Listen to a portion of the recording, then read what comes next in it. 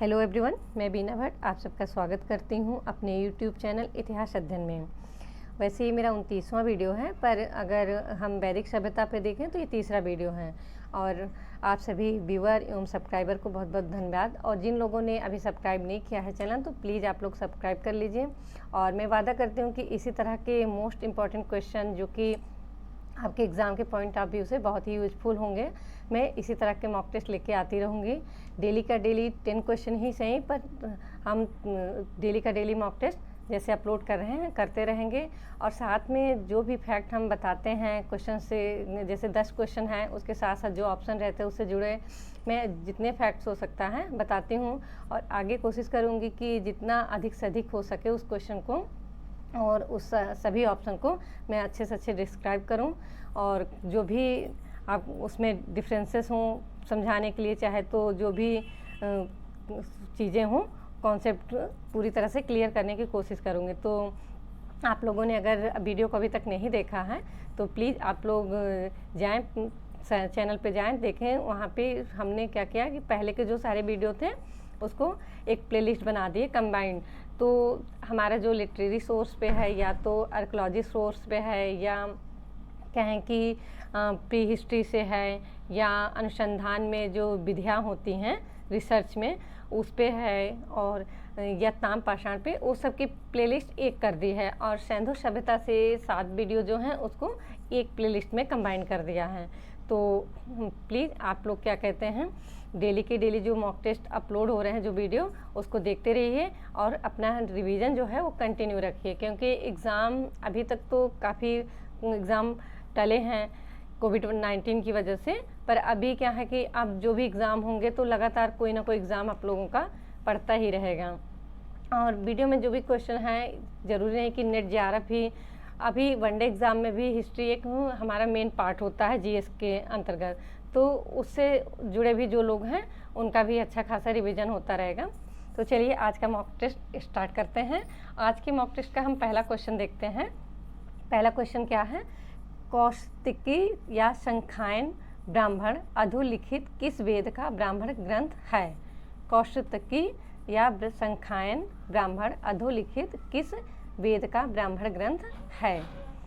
ऋग्वेद, यजुर्वेद, सामवेद। तो इसका सही उत्तर है अब ऋग्वेद। अब ये ऋग्वेद देखिए, कौशिकी या संख्यायन ब्राह्मण, इसको मतलब दोनों नाम है, संख्यायन आए तो भी कौशिकी आए तब भी एक ही है, दो नाम हैं। और ये किस वेद का है? तो यजुर्वेद के 2 ब्राह्मण ग्रंथ हैं, एक ऐत्रेय ब्राह्मण और दूसरा कौशिकी या संख्यायन ब्राह्मण। तो आइए हम देखते हैं क्वेश्चन नंबर 2 को। क्वेश्चन नंबर 2 क्या है, निम्नलिखित में से किस नदी को ऋग्वेद में माते तमा, देवी तमा एवं नदी तमा से संबोधित किया गया है? क्वेश्चन क्या है कि कौन सी नदी को ऋग्वेद में माते तमा, देवी तमा एवं नदी तमा से संबोधित किया गया है? सिंधु, विशिष्टा, सरस्वती। तो इसका सही उत्तर है सरस्वती। अब यहाँ देखिए, सरस्वती नदी के और भी उपनाम हैं, जैसे वाजनीवती, सौभाग्यदायिनी, वृत्तधनी, नदियों में अग्रवर्ती। तो ये सब सरस्वती नदी के ही उपनाम हैं। और ऋग्वेद में उन्हें माते तमा, देवी तमा एवं नदी तमा से संबोधित किया गया है। नदी तमा का मतलब होता है नदियों की माँ। तो और जैसे कि अवेस्ता एक ग्रंथ है हम जानते हैं, तो उसमें क्या है, इसी नदी को हरखवती नदी के नाम से संबोधित किया गया है। तो ये रहे हमारे सरस्वती नदी के कुछ उपनाम, कुछ उनसे संबंधित महत्वपूर्ण तथ्य। तो ऋग्वेद में माते तमा, देवी तमा, नदी तमा से सरस्वती नदी को संबोधित किया गया है। और जैसा कि बताया कि नदी तमा का मतलब होता है नदियों की माँ। तो आइए देखते हैं हम क्वेश्चन नंबर 3। क्वेश्चन नंबर 3 क्या है, गंगा एवं यमुना नदियों का उल्लेख सर्वप्रथम किस में मिलता है? गंगा एवं यमुना नदियों का हमें सर्वप्रथम उल्लेख किस में मिलता है?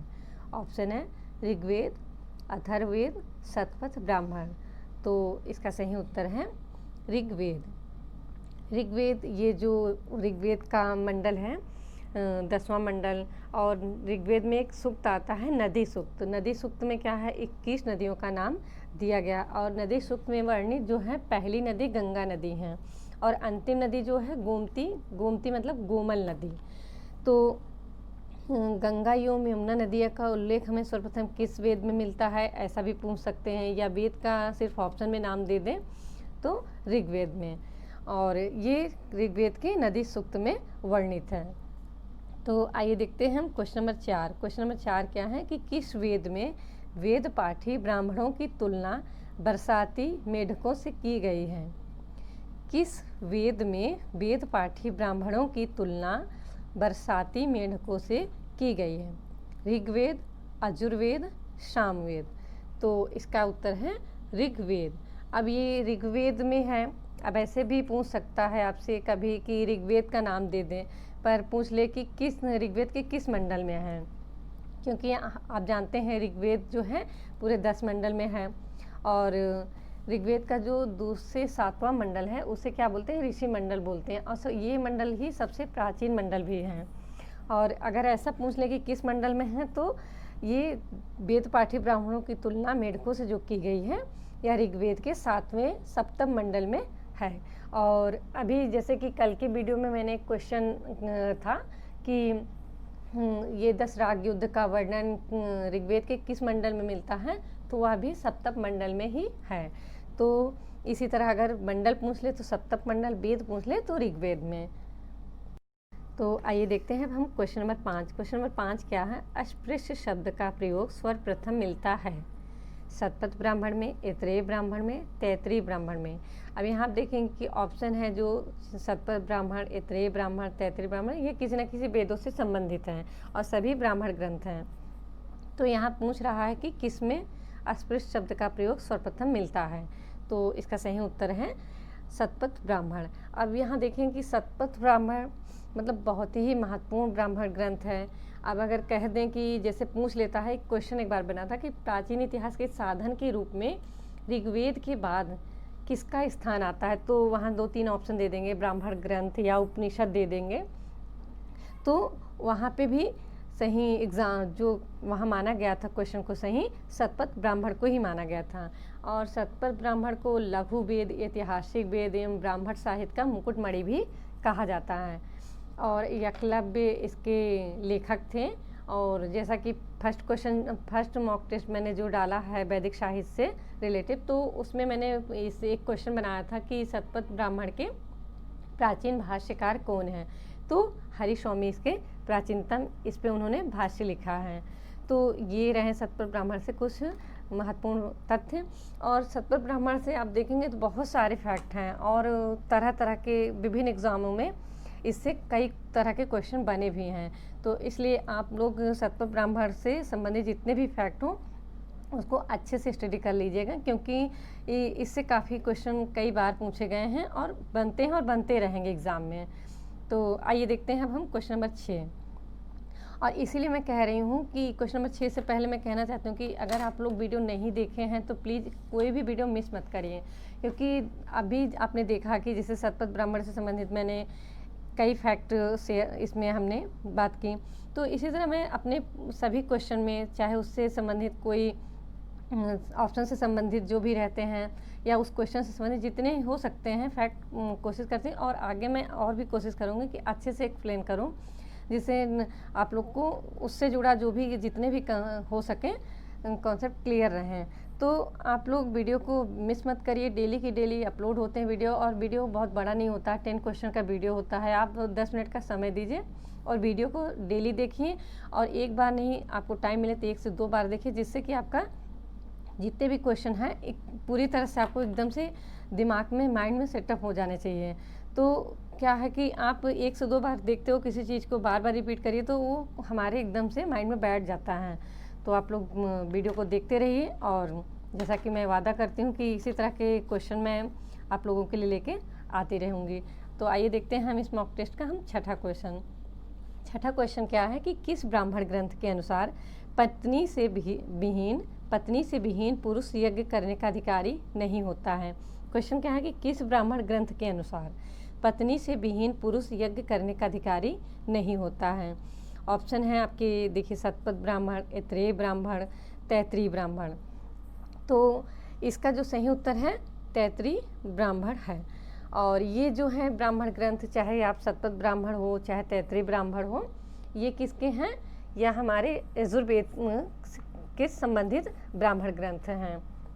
तो ये तैत्रीय ब्राह्मण जो है वो आप जानते हैं कि जो हमारा यजुर्वेद है वह शुल्क और कृष्ण यजुर्वेद में डिवाइड है। तो इसमें क्या है कि ये जो तैत्रीय ब्राह्मण है हमारा शुल्क कृष्ण यजुर्वेद का ब्राह्मण ग्रंथ है, और शतपथ ब्राह्मण जो है या शुल्क यजुर्वेद से संबंधित ब्राह्मण ग्रंथ है। और तैत्रीय ब्राह्मण में ये मिलता है कि पत्नी से विहीन पुरुष यज्ञ करने का अधिकारी नहीं होता है। और तैत्रीय ब्राह्मण की जो है रचयिता जो हैं कहते हैं एकलव्य ऋषि के जो मामा थे वैशंपायन, उनके शिष्य से आचार्य तित्तिर ने की थी, इसीलिए इसका नाम तैत्रीय ब्राह्मण पड़ा है। तो आइए देखते हैं हम इस मॉक टेस्ट का 7वां क्वेश्चन। 7वां क्वेश्चन क्या है कि ऋग्वेद में कितने प्रकार के पुरोहितों की चर्चा की गई है? ऋग्वेद में कितने प्रकार के पुरोहितों की चर्चा की गई है? ऑप्शन है 4 प्रकार के, 7 प्रकार के, 5 प्रकार के। तो इसका सही उत्तर है 7 प्रकार के। और ये ऋग्वेद में 7 प्रकार के जो पुरोहित हैं उनका नाम है होत्रु, अग्निध, अध्वर्यु, मैत्रवरुण, पोत्रु, नेष्टि और ब्राह्मण। तो इतने प्रकार के पुरोहितों की चर्चा ऋग्वेद में मिलती है।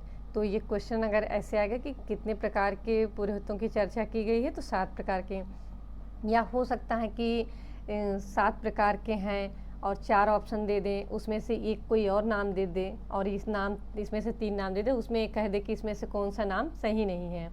तो ये तो एग्जामिनर के ऊपर है, इसीलिए मैंने ये क्वेश्चन बनाया कि कितने प्रकार के पुरोहितों की चर्चा है और साथ में मैंने उनके नाम भी आपको बता दिए हैं। तो आइए देखते हैं अब हम क्वेश्चन नंबर 8। क्वेश्चन नंबर 8 क्या है? किस वेद में कहा गया है सैकड़ों हाथों से इकट्ठा करो और हजारों हाथों से बांट दो? क्वेश्चन क्या है, कथन क्या है कि सैकड़ों हाथों से इकट्ठा करो और हजारों हाथों से बांट दो। तो यह अथर्ववेद में कहा गया है। इसका सही उत्तर है अथर्ववेद। अथर्ववेद से जुड़े भी बहुत सारे फैक्ट हैं, और इसमें इस मॉक टेस्ट में या और भी आगे जो भी मॉक टेस्ट हैं उसमें मैंने कई क्वेश्चन इससे बनाया भी है। और एक क्वेश्चन जैसे कि पहले वीडियो में ही बनाया था, आप लोगों ने देखा है तो देख लीजिएगा, उसमें सभी भाष्यकारों से संबंधित क्वेश्चन हैं। और जो ट्रांसलेटर हैं हमारे, जो उन्होंने संस्कृत से इसका इंग्लिश में ट्रांसलेट किया है, उनसे संबंधित हैं। तो उसमें एक क्वेश्चन था कि अथर्ववेद के प्राचीनतम भाष्यकार, तो मैंने उसका आपको ऑप्शन बताया था। तो अगर एक क्वेश्चन आ जाए तो अथर्ववेद के सबसे प्राचीनतम आपसे पूछ ले कि भाष्यकार, तो शायण है, ये भाष्यकार शायण। तो इसी तरह से उसमें बहुत सारे फैक्ट उसमें भी हैं। आप अगर वीडियो नहीं देखें तो प्लीज़ आप लोग जाके वीडियो देखिए और अच्छे से अच्छे रिवीजन करते रहिए और अपनी स्टडी, अपने रिवीजन को कंटिन्यू बनाए रखिए, जिससे कि एग्ज़ाम टाइम में आप लोग को बहुत ही अच्छा रहेगा, आप लोग के लिए बहुत इजी रहेगा। तो ये रहा कि फिर से एक बार मैं इसको रिपीट कर दूँ कि किस वेद में कहा गया है सैकड़ों हाथों से इकट्ठा करो और हजारों हाथों से बांट दो, तो इसका सही उत्तर है अथर्ववेद। तो आइए देखते हैं अब 9वां क्वेश्चन। 9वां क्वेश्चन क्या है? निम्नलिखित में से किस ब्राह्मण ग्रंथ में अगस्त्य प्रहलाद कथा, सीता और सावित्री प्रेमाख्यान मिलता है? नारी को श्री कहा गया है तथा स्त्री को यज्ञोपवीत धारण करने का अधिकार दिया गया है। तो ब्राह्मण ग्रंथ पूछा है, ऑप्शन भी सभी ब्राह्मण ग्रंथ ही हैं, शतपथ ब्राह्मण, ऐत्रेय ब्राह्मण, तैत्रीय ब्राह्मण। तो इसका सही उत्तर है आपका तैत्रीय ब्राह्मण। तैत्रीय ब्राह्मण में ये अगस्त्य प्रहलाद कथा, सीता सावित्री प्रेमाख्यान एवं नारी को श्री कहा गया तथा नारी को यज्ञोपवीत धारण करने का अधिकार दिया गया है। और इसी में यज्ञोपवीत और उसके महत्व का भी पूरी तरह से सर्वप्रथम अगर पूछें कि यज्ञोपवीत और उनके महत्व का विवरण किस में मिलता है, तो सर्वप्रथम इसी में तैत्रीय ब्राह्मण में ही मिलता है। तो अगर इस तरह से क्वेश्चन बन गया कि किस ब्राह्मण ग्रंथ में सर्वप्रथम यज्ञोपवीत के महत्व का विवरण मिलता है, तो तैत्तिरीय ब्राह्मण में। और एक चीज़ कहा जाता है कि जो ऋग्वेद में अधिकांशतः जो प्रश्न किए गए हैं, जैसे एक प्रश्न के रूप में जो हुए हैं वो बातें, वो उसके ज़्यादातर प्रश्नों के उत्तर हमें तैत्तिरीय ब्राह्मण में ही मिलते हैं। तो आइए अब देखते हैं क्वेश्चन नंबर 10। क्वेश्चन नंबर 10 क्या है? तैत्तिरीय संहिता के प्राचीनतम भाष्यकार थे हलायुध, उवट, भट्ट, भास्कर, मिश्र।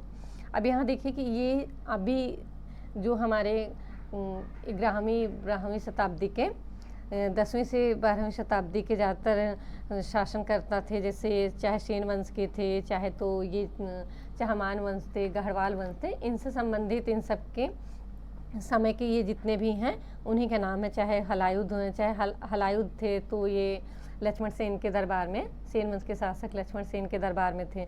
भट्ट, भास्कर, मिश्र, तो जो इसका सही उत्तर है उसका है भट्ट, भास्कर, मिश्र। अब तैत्तिरीय संहिता के प्राचीनतम भास्कर भट्ट, भास्कर में जो 11वीं शताब्दी से थे। और अब हलायुध के बारे में बात कर लेते हैं।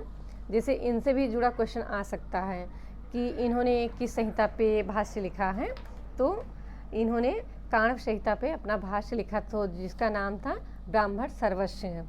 तो आप जानते ही हैं कि हलायुध सेन वंश के शासक, सेन वंश लक्ष्मण सेन के दरबार से और इन्होंने काण्व संहिता पे ब्राह्मण सर्वस्व के नाम से भाष्य लिखा था। तो ये रहे इस मॉक टेस्ट के 10 इम्पॉर्टेंट क्वेश्चन। इसी तरह के 10 इम्पॉर्टेंट क्वेश्चन के साथ हम कल मिलेंगे।